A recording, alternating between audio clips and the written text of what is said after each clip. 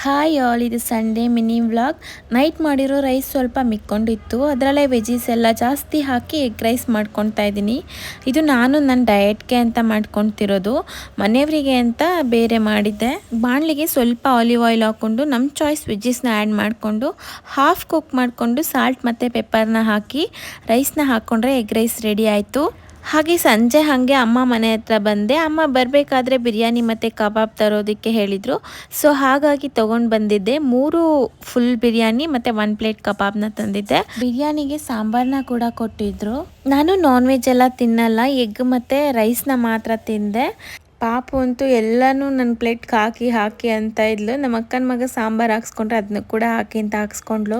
ಎಲ್ಲರೂ ಕೂಡ ಆಚೆನೆ ಕುತ್ಕೊಂಡು ತಿಂದ್ವಿ. ಪಾಪು ಅಂತೂ ಚಿಕನ್ನ ತುಂಬ ಇಷ್ಟಪಟ್ಟು ತಿಂತಾಳೆ, ಸೂಪರ್ ಆಗಿದೆ ಅಂತ ಹೇಳ್ತಾ ಇದ್ಲು. ಇದಾಗಿತ್ತು ಸಂಡೇ ಪುಟ್ಟ mini vlog. Thank you for watching.